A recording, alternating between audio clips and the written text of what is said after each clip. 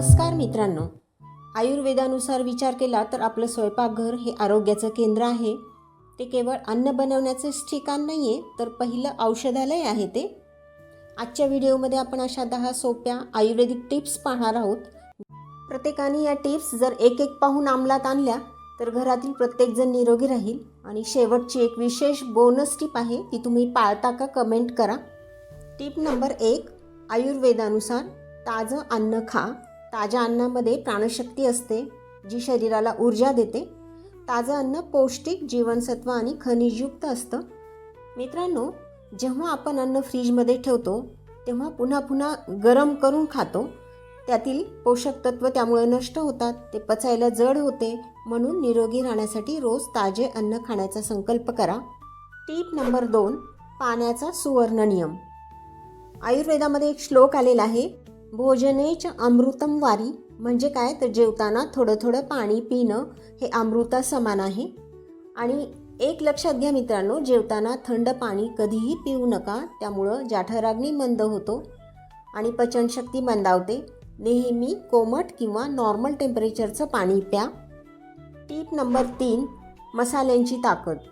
फोडणीमध्ये हळद, जिरे, ओवा, हिंग यांचा नियमितपणे वापर करा. हे सगळे मसाले गॅस आणि अपचनाचा त्रास कमी करतात. मित्रांनो, आयुर्वेदानुसार सगळे मसाले हे दीपन आणि पाचन करणारे आहेत. म्हणजे काय, तर मसाल्यांमुळं आपल्या अन्नाचं पचन चांगलं होतं आणि आपली भूक वाढते. टिप नंबर 4, विरुद्ध अन्न टाळा. मित्रांनो, दूध व फळे किंवा दूध व मीठ ह्याच्यामध्ये मग बरेच जण चहा चपाती खातात, चहा ब्रेड बिस्किट खातात. काही जण खिचडीसोबत दूध एकत्र करून खातात. तर हे आयुर्वेदामध्ये वर्ज्य मानलेलं आहे. मित्रांनो, आयुर्वेदानुसार तूप आणि मध समान मात्रेत खाणं किंवा थंड पदार्थ गरम पदार्थ एकत्र करून खाणं, मध गरम करून खाणं, असे विरुद्ध आहारामुळे आपल्या शरीरामध्ये आम तयार होतो आणि तो स्तोतसांमध्ये जाऊन निरनिराळे रोग निर्माण करतो. म्हणून मित्रांनो, असं विरुद्ध आहार घेणं टाळा. टिप नंबर 5, योग्य भांड्यांचा वापर. ॲल्युमिनियम, नॉनस्टिक भांड्यांऐवजी लोखंडी किंवा मातीच्या भांड्यांचा वापर करा. यामुळं अन्नाची पौष्टिकता वाढते, सोबतच जेवण चवदार बनतं. मातीच्या भांड्यातील दही किंवा माठातील पाणी खूपच चवदार असते. मित्रांनो, पूर्वीच्या काळी अन्न बनवण्यासाठी आणि अन्न साठवण्यासाठी स्वयंपाकघरामध्ये पितळेची, तांब्याची, काचेची भांडी वापरली जायची, ज्यामुळं आपली प्रतिकारशक्ती वाढत असे.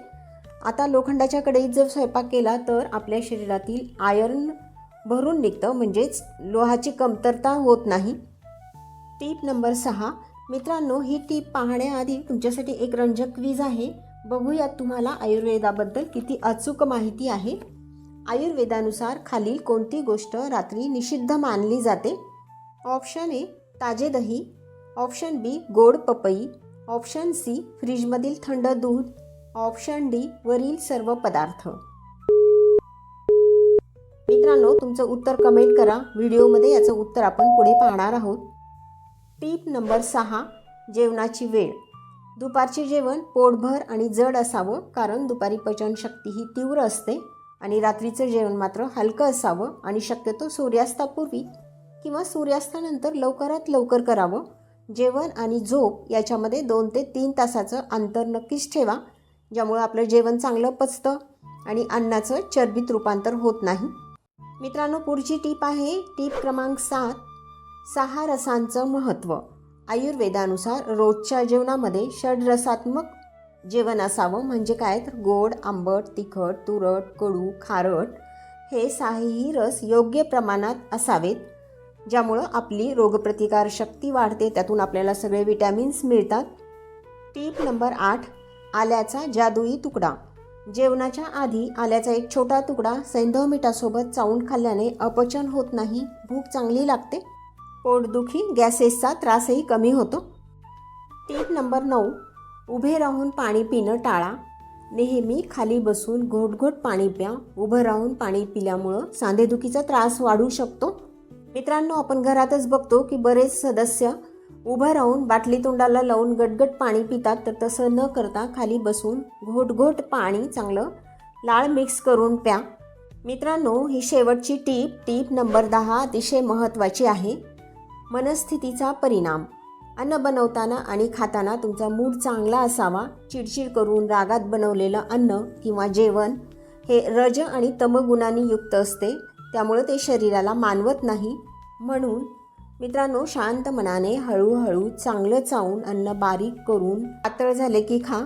आयुर्वेदामध्ये बघा, पाणी चावून प्या आणि अन्न पाण्यासारखं पातळ करून खा असं म्हटलेलं आहे. मित्रांनो, सत्व बल आरोग्य सुख प्रीती वर्धनम म्हणजे आनंदाने चांगल्या विचारांनी बनवलेलं अन्न जर आपण खाल्लं तर आपल्याला शक्ती मिळते, आरोग्य आणि सुख मिळतं. म्हणून अन्न बनवताना आणि खाताना देवाचं स्मरण करावं, देवाची गाणी ऐकावीत. आता वळूयात आपल्या क्विजच्या उत्तराकडे. तर रात्री दही खाऊ नये, त्यामुळं कफ वाढतो. पपई किंवा कोणतेही इतर फळे रात्री खाल्ल्याने पचन बिघडतं, गॅसेस होतात. आणि फ्रीजमधील थंड दूध पिल्याने अत्यंत पचनास जड असतं ते, त्यामुळं आम आणि कफ निर्माण होतो. वरील तीनही पदार्थ रात्री खाऊ नयेत. तर ऑप्शन डी हे उत्तर बरोबर आहे. अभिनंदन. मित्रांनो, रात्री झोपताना 1 कप कोमट दुधामध्ये चिमूटभर हळद किंवा सूंठ किंवा विलायची किंवा जायफळ पावडर किंवा अर्धा चमचा तूप टाकून घ्या. यामुळं शांत झोप येते, पोट साफ होतं, पचन चांगलं होतं. आता एक बोनस टीप, रात्री जेवणानंतर लगेच झोपू नका. 10 मिनिट वज्रासनात बसा. संपूर्ण योगासनामध्ये वज्रासन हे एकमेव आसन आहे जे जेवणानंतर करता येतं. त्यामुळं पचनक्रियेचा वेग वाढतो, गॅसेसचा त्रास दूर होतो. तर मित्रांनो, या साध्या साध्या आणि सोप्या टिप्स पाळल्या तर तुम्हाला डॉक्टरकडे जाण्याची गरज पडणार नाही. तुम्हाला यातील कोणती टिप सोपी वाटली आणि आवडली ते कमेंट करा. व्हिडिओ आवडला असेल तर लाईक करा व तुमच्या मित्रांना आणि कुटुंबियांना व्हिडिओ शेअर करा. चॅनलला सबस्क्राईब करायला विसरू नका. धन्यवाद.